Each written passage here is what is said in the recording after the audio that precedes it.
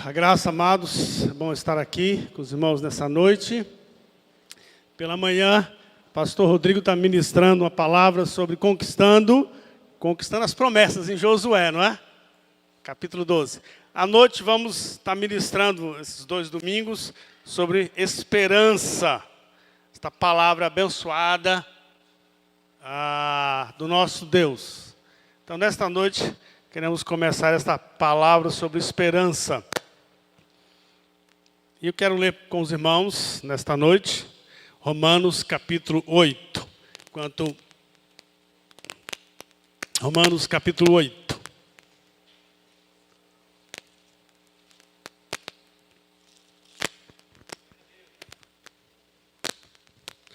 No livro de Romanos, capítulo 8, versículo 18.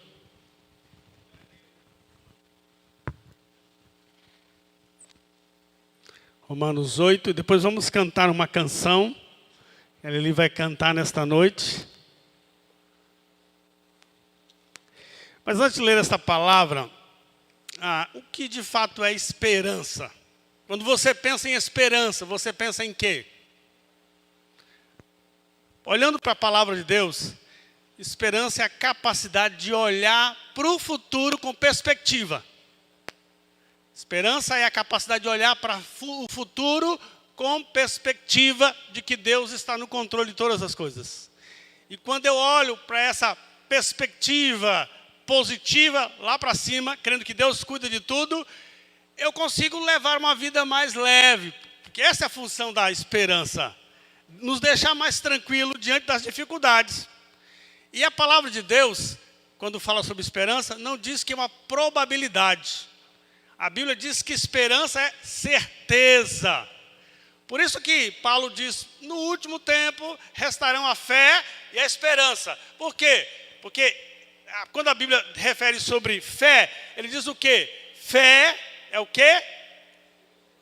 Fé é as coisas que esperamos e a certeza daquilo que não se espera. Como é que eu posso ter certeza daquilo que eu não espero? Por isso que a fé é tão importante para sustentar a nossa esperança. É a fé que sustenta a nossa esperança. Por quê? Porque o que não se vê só pode ser sustentado pela fé.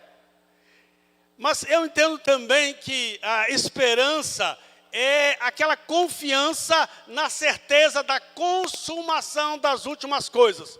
Quem dá a palavra final sobre tudo é o nosso Deus. E na Bíblia, esperança em Hebreus é tratada como a âncora da alma. Porque se encontrou ali nas catacumbas de Roma, se encontrou 3 desenhos que os cristãos fizeram. Um era a pomba, para o Espírito Santo. Um era um peixe, que é o símbolo dos cristãos. E outro era uma âncora, explicando isso. Que assim como essa âncora sustenta, dá estabilidade e segurança para o barco, assim também o nosso Senhor sustenta, dá segurança e estabilidade para nós que temos esperança. Amém?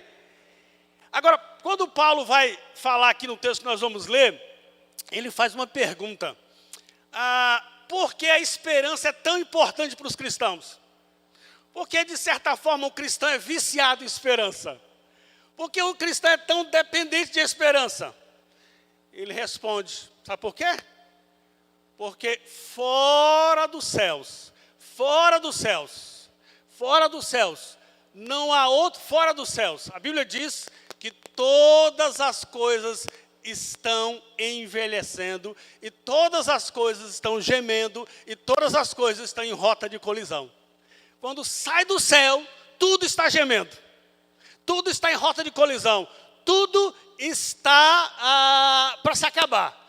Então, quando Paulo fala sobre esperança, ele diz, olha, irmãos, 3 coisas estão gemendo. Mas quando isto geme, surge a esperança. É sobre isso que nós vamos ministrar nesta noite. A esperança que nos ajuda quando estamos gemendo, quando a natureza geme e quando o Espírito Santo geme. Romanos, capítulo 8. Há bastante lugares aqui ainda, podem se assentar, sejam bem-vindos. Romanos capítulo 8. capítulo 8, versículo 18. Vamos ler então. Estou absolutamente convencido de que os nossos sofrimentos do presente não podem ser comparados com a glória que será revelada. 19 ao 26. Aí ele diz, 19. A ardente expectativa da criação aguarda a revelação dos filhos de Deus. 20. Pode ir colocando. Porquanto a criação foi submetida à inutilidade, não por sua livre escolha, mas por causa da vontade daquele que a sujeitou. Na esperança, a natureza foi sujeitada na esperança de que também a própria natureza criada será libertada do cativeiro da degeneração em que se encontra, recebendo a gloriosa liberdade otorgada aos filhos de Deus. Sabemos que até hoje toda a criação está gemendo e padece como em dores de parto. E não somente ela, mas igualmente nós, que temos as primícias do Espírito, também gememos em nosso íntimo, em nosso mundo interior, esperando ansiosamente, na expectativa, por nossa adoção como filhos, na redenção do nosso corpo. Porquanto precisamos nessa esperança, fomos salvos, precisamente fomos salvos nessa esperança. Contudo, esperança que se vê não é esperança, pois como pode alguém anelar por aquilo que não está vendo? Porém, se esperamos por algo que ainda não podemos ver, com paciência o aguardamos. Amém? Do mesmo modo, o Espírito nos auxilia em nossa fraqueza, porque não sabemos como orar. No entanto, o próprio Espírito intercede por nós com gemidos impossíveis de ser expressos por meio da sua palavra. Amém? Cantar.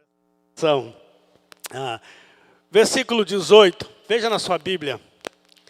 Paulo diz, porque eu tenho por certo que os sofrimentos do mundo presente não podem ser comparados com a glória que há de ser revelada. Ele diz, olha, a esperança consiste na glória que há de ser revelada. Paulo vem dizendo, olha irmãos, nós carregamos toda a herança maligna de Adão. Nós estamos sofrendo séculos e séculos com essa herança. Mas agora em Cristo Jesus, nós carregamos, porque nós somos herdeiros da glória que será revelada. Chega de carregar coisas de Adão. Agora carregamos a nossa participação em Cristo Jesus. Porque o cristão é herdeiro. Nós somos herdeiros da glória que será manifestada. Por isso ele está tão alegre falando sobre esperança. Ele está dizendo, ó, o objetivo da esperança é a nossa salvação. A esperança clama por salvação. Esse é o sonho da vida do cristão. Tanto que, quando o apóstolo Paulo está falando sobre salvação em Efésios, ele diz, olha, eu vou contar um segredo para vocês, vou contar um mistério. E Paulo começa a hesitar, começa a rodear, mas finalmente ele diz, vou contar. Mas para que vocês saibam qual é o segredo, vocês precisam entender uma coisa. Primeiro, nosso Deus nos livrou, nosso Deus nos carregou, nosso Deus nos trouxe do império das trevas e nos levou para o Filho do seu amor. Ele nos tirou do império das trevas. E quando ele tirou do império das trevas e nos levou para o reino do Filho do seu amor, ele estabeleceu esperança. E aí ele diz, olha, há três coisas então que nós recebemos como herança dessa glória. Primeiro, ele diz, a primeira coisa dessa esperança que recebemos, da nossa herança em Cristo é, nós vamos habitar com Deus. Deus vai habitar conosco, amém? A ideia que Paulo está dizendo é, Deus não vai se aproximar de você. Deus não vai chegar perto de você. Deus vai habitar em você. Ele vai fazer parte da sua vida, do seu novo corpo em Cristo Jesus. Ele está lá, por isso que ele nos transportou. não é simplesmente estar perto, mas é uma habitação. E a habitação de Deus em mim é a garantia da minha esperança, que eu vou herdar todas as coisas em Cristo Jesus. Amém? Essa é a garantia. Por isso que ele diz, olha, em Romanos capítulo 5, a esperança não decepciona. Porque o amor de Deus está derramado no meu coração através do Espírito Santo, que confirma comigo dizendo, Abba, Pai, ou dizendo, eu de fato sou filho do meu Deus. E a segunda coisa que ele diz aqui no texto é que a nossa esperança de receber, de participar da glória de Cristo, é o fato que um dia nós teremos um corpo semelhante ao de Cristo. Um dia o nosso corpo será o mesmo corpo de Cristo, amém? O mesmo corpo de Cristo. Aquele corpo que Jesus veio, se tornou carne, aceitou essa encarnação. O corpo dele é o meu modelo. Por isso, eu tenho esperança. E o apóstolo Paulo diz, se nós esperamos em Cristo nessa vida, nós somos os mais miseráveis de todos os homens. Mas na esperança, eu creio que meu corpo será transformado. E quando ele fala nisso, lá em Coríntios 15, ele está tão empolgado, que ele diz, olha, irmãos, vou dizer uma coisa para você, um mistério. Nem todos dormiremos, mas seremos transformados. Num abrir e fechar dos olhos, nós seremos transformados em glória para um corpo incorruptível, amém? E ele diz, quando ele fala sobre isso, olha, graças a Deus que nos dá a vitória em Cristo Jesus, não é? Por isso ele diz, irmãos, sede firmes e constantes, sempre abundantes, sabendo que o vosso trabalho não é vão no Senhor. Está lá na palavra de Deus. A terceira coisa que ele nos garante é que nós vamos receber a nossa herança. Nós somos herdeiros de Deus. Quando chegar no céu, você vai ter uma herança para você. Você vai dizer, isso aqui é meu. Tudo que Jesus conquistou na cruz é direito meu. Ninguém pode tirar de mim, porque o sangue de Jesus me garante a minha herança. E a palavra diz o seguinte sobre essa herança. É um prêmio que nem o olho já viu. O que os olhos não viram, os ouvidos não ouviram e o coração do homem não percebeu, é tudo que Deus preparou para aqueles que o amam. Já está lá a nossa herança, é a participação na glória de Cristo. Por isso que a fé tem que sustentar a minha esperança. Por quê? Porque os dias são maus. A esperança sustenta a minha certeza de participar na glória de Cristo. Aí ele diz, olha, a esperança precisa resistir. E ele começa a explicar agora no versículo 20, por que a esperança tem que resistir. Ele diz, olha, a ardente expectativa da criação aguarda a revelação dos filhos de Deus. Pois a criação está sujeita à queda, porque ela se sujeitou na esperança que a própria criação seja redimida. E porque sabemos que toda essa criação está gemendo. Ele começa dizendo, olha, toda a criação, seja o capim, o lago, o rio, a estrela, o grilo, seja o animal, o gato, o cachorro, seja qualquer estrela, todos estão na expectativa. E a palavra aqui que Paulo usa é, eles estão com o pescoço levantado, dizendo, onde vem? Cadê? Quando vai ser a revelação? Porque Paulo está dizendo, a natureza está gemendo, querendo ser redimida do seu cativeiro. Mas ela está dizendo, os filhos de Deus têm que ser livres para depois a própria natureza ser redimida e ser liberta do cativeiro. Mas por enquanto ela está dizendo, olha, ela está gemendo, toda a criação está debaixo, sujeita à maldição e no cativeiro. Cada árvore, cada rio, cada capim, cada mar, onde você entrar, todos os seres inanimados estão sujeitos, aguardando a nossa glorificação. Por isso que ele está dizendo, olha, eles estão com o pescoço estendido, esperando o dia desta revelação. E você podia perguntar, mas pastor, por que o capim está amaldiçoado? O capim está amaldiçoado por causa de você. E por que os rios e os lagos estão amaldiçoados? Estão amaldiçoados por causa de você. E por que as estrelas estão amaldiçoadas? Estão amaldiçoadas por você. Mas então, por que tudo isso tem a ver com minha culpa? Porque a Bíblia diz que Deus criou o homem para ser a coroa da criação. Deus criou o homem para ser o gerente da criação. Deus criou o homem para dizer, toda a criação é para o louvor da glória de Deus, mas o homem, você foi criado por causa, a criação foi criada em função do homem. Por isso que em Gênesis 3, quando o homem peca, Deus diz, olha a serpente, vai acontecer isso, isso. Olha a mulher, vai acontecer isso, isso. Mas quando chega no homem, sabe o que Deus diz logo para o homem? Toda a terra está amaldiçoada por causa de você. Todo capim, vai nascer espinhos, vai nascer abrolhos, vai nascer muitas e muitas outras coisas. Toda a criação está amaldiçoada. Já em Gênesis 3 ele está dizendo, olha, tudo vai gemer esperando o dia. E Paulo está dizendo, num momento, ela geme e espera a redenção da sua situação em cativeiro. Deus sujeitou toda a criação.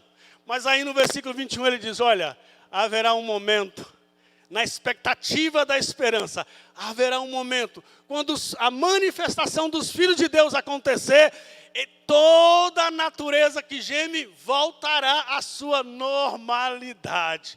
Toda a criação será livre quando os filhos de Deus forem livres. Por isso ela está dizendo, o capim está dizendo, a árvore está dizendo, o universo está dizendo, quando será a redenção dos filhos de Deus? Quando é que nós teremos um corpo glorificado? Quando é que nós deixaremos a dor na coluna, a enxaqueca, os cabelos que estão caindo? Quando nós deixaremos de ser fracos e pobres? No dia em que é a manifestação, a herança em Cristo Jesus, quando Deus vier na sua glória e nos levar e nos tornar livres, nos tirar do corpo de Adão e nos dar o corpo em Cristo Jesus, nós também, a natureza será aliviada. A palavra de Deus está dizendo, quando o homem pecou, quando ele se satanizou, ele arrastou a natureza consigo. Mas um dia, quando a cruz que nos arrastou para Deus, nos levar para a glória, nós restauraremos também toda a natureza. Amém? Porque a natureza está gemendo, todos estão gemendo. Irmãos, a África está gemendo. Milhares de pessoas na Uganda, em Moçambique, na Nigéria, no Sudão, estão gemendo, fome, guerra, ambiente, a plantação não nasce. Ali há lugares de refúgios, onde eles estão ali morando há anos e anos, morando debaixo de tendas. E não há lugar para colocar tanta gente, porque deixaram suas casas. A Europa está gemendo. Nós temos gente vindo do Paquistão, gente vindo do Iraque, gente vindo do Afeganistão, e a Europa dizendo, nós não queremos vocês, nós não queremos vocês. De vez em quando eles tentam atravessar o mar, e mãe morre, criança morre, gente morre, todo mundo gritando, nos ajude, nos socorra, receba a gente. Queremos morar debaixo de uma ponte na Europa, mas a América Latina também está sofrendo. Gente de Honduras, gente de vários lugares daqui, de El Salvador, Guatemala, estão tentando chegar e caminhar e chegar até os Estados Unidos. Gente gemendo na sua dor, gemendo, aguardando a redenção desse sofrimento. E alguns que conseguem chegar, as crianças são colocadas em lugares, em depósitos, sem comida, no frio. A vergonha de abandonar crianças ao desespero dos seus pais. Nos coloca gente que está sendo expulso daquele lugar. Nós não queremos vocês, voltem para Honduras, voltem para El Salvador. Gente sem coração que estão esperando a hora da justiça e o julgamento de Deus. A hora vai vir, em que Deus vai dizer, vocês também eram estrangeiros. Eu lhes dei uma terra, e agora vocês não querem receber gente que está passando fome e nudez em toda parte do mundo. O Brasil também geme. Em São Paulo tem mais de 100 mil pessoas morando, não mais nas suas casas, mas morando no meio da rua. Não é drogado, não é o desempregado só, é famílias inteiras morando na rua. Por causa do desemprego e da pandemia. O mundo está gemendo. Por isso que a palavra de Deus diz que Jesus é de fato a única esperança. Amém? Nós aguardamos o dia. Ele diz, olha irmãos, um dia na manifestação da glória de Deus. Porque só a manifestação da glória de Deus dará um fim ao sofrimento. É essa a esperança do cristão, amém? É assim que você tem que levantar na segunda-feira. Eu creio. E como Paulo diz, dá um grito. Eu sei que meu Redentor vive. Amém? E com ele eu viverei também. Essa é a esperança do cristão. O apóstolo Paulo diz no versículo 23. Ele diz assim, nós, não somente ele, mas nós também gememos. Isso não somente a natureza, mas esse mesmo gemido também está aqui no meu mundo interior. E Paulo me dá 4 razões porque eu estou gemendo. Ele diz que a primeira razão porque eu estou gemendo é pela libertação e a ressurreição do meu corpo. Esse corpo mortal, dominado pelo pecado, fracassado, aguarda a expectativa da revelação dos filhos de Deus. Ele diz, olha, a primeira coisa porque você está gemendo é por causa do seu corpo. Nós somos novas criaturas vivendo no corpo de Adão. Estamos sonhando com um dia em que o corpo de Cristo também será o nosso novo corpo. E assim como Ele é, o veremos e habitaremos na glória com Ele para sempre. Aleluia! Você ama o seu corpo está gemendo, está envelhecendo, está em rota de colisão. Mas o novo corpo que Jesus lhe der será um corpo para a eternidade. Amém? Nós aguardaremos isso um dia. Mas ele diz outra coisa também, nós gememos pela força maligna do pecado que habita em mim. É o pecado que habita em mim. Capítulo 7, ele diz, olha, miserável, quem me livrará do corpo dessa alma? Quem me livrará? Ele grita em desespero, porque ele dizendo, o pecado habita em mim. Eu quero fazer a vontade de Deus, mas eu vejo outra força dentro de mim contrária à vontade de Deus. O querer está em mim, mas o efetuar não está. A terceira razão porque Paulo diz que eu estou gemendo, é porque ele diz, olha, nós vivemos num mundo distorcido, e um mundo que adoece a minha identidade. Nós vivemos num mundo distorcido, um mundo que adoece a minha identidade, que estraga a minha autoimagem de filho de Deus. Eu nasci para ser filho de Deus. Deus me ama, me aceita. Mas este mundo distorcido, maligno, caído, bestializado, esse mundo distorce a minha identidade que eu tenho de Deus. Eu sou filho de Deus, Deus é Pai, amém? Deus é seu Pai, aleluia. Mas esse mundo, esse mundo maligno te trata como escravo e dominado por Satanás. Todos nós carregamos essa identidade, essa ferida, essa imagem distorcida. E quantas pessoas estão aí tendo a sua imagem distorcida e a sua identidade ferida por causa do mundo do qual ele vive. Quantas pessoas se sentem humilhadas, abandonadas, injustiçadas. E eu conversava com uma moça, que ela disse, pastor, o meu pai disse o seguinte para mim, você não tem futuro, você vai ser uma moça de programa. Esse pastor, eu demorei anos e anos para me recuperar daquilo que meu pai falou. Durante anos e anos aquilo ficou no meu coração. Aquela humilhação ficou, eu tive que lutar com aquilo. O gosto amargo daquelas palavras perseguiram a minha vida durante anos e anos. Até que Deus começou a trabalhar no meu coração.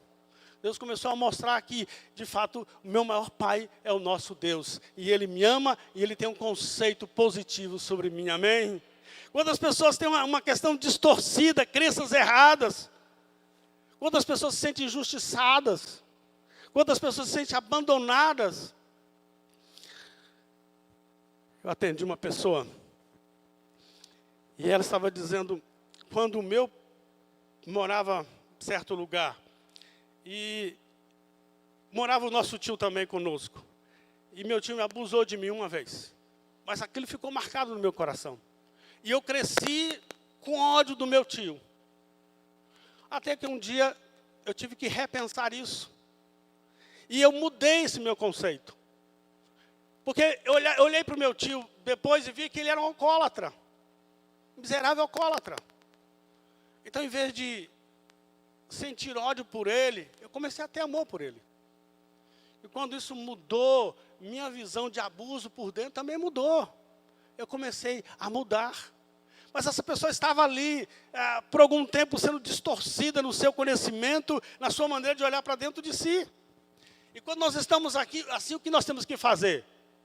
Irmãos, não tem outro jeito. Nós temos que ir para a zona de enfrentamento. Nós temos que ir para o enfrentamento. Porque as pessoas vão dizer algumas vezes, você não presta, você não vai chegar nunca na vida. Você tem que dizer, não, eu presto, Deus está comigo. Deus está comigo. E alguns padrões que você aprendeu talvez com seu pai, com sua mãe, e é bom ter pai e ter mãe, mas muitas vezes esses padrões estão errados. E temos que refazer e repensar e construir padrões novos.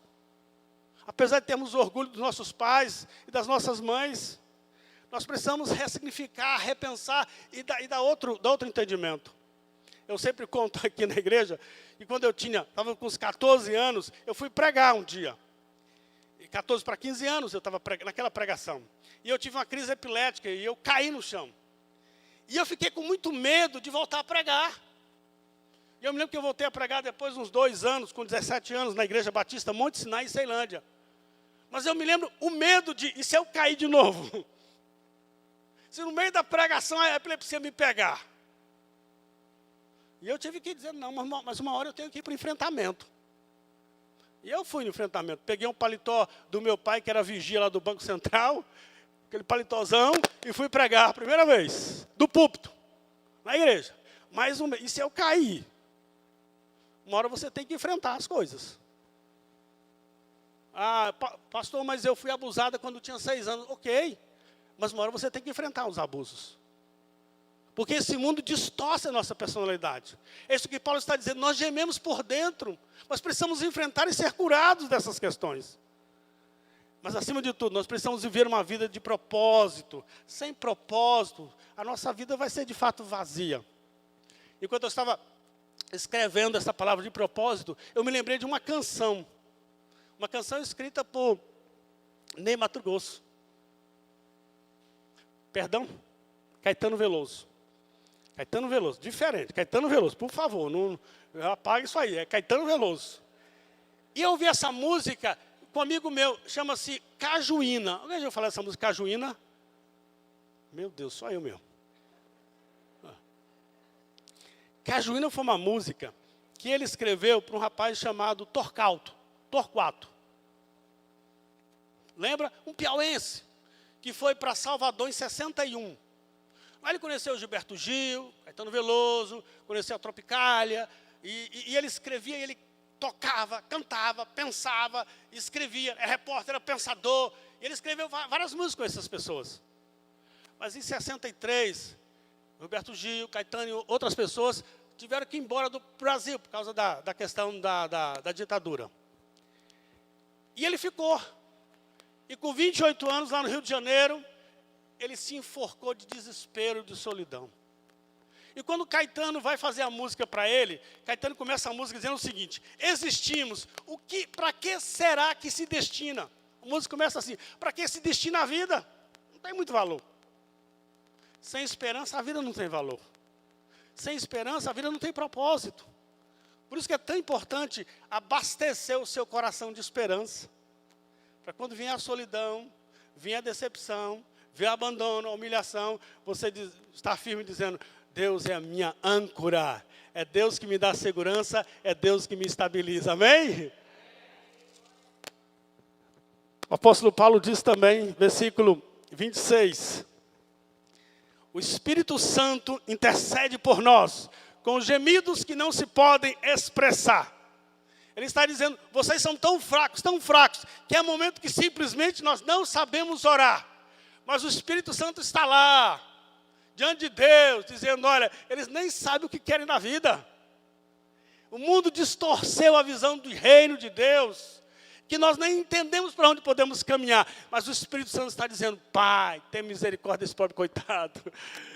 Lavado pelo sangue de Jesus. Jesus nos resgatou e o Espírito Santo está intercedendo por você, amém? E a palavra ele está gemidos inexpressivos, não há expressão para dizer o que ele está passando.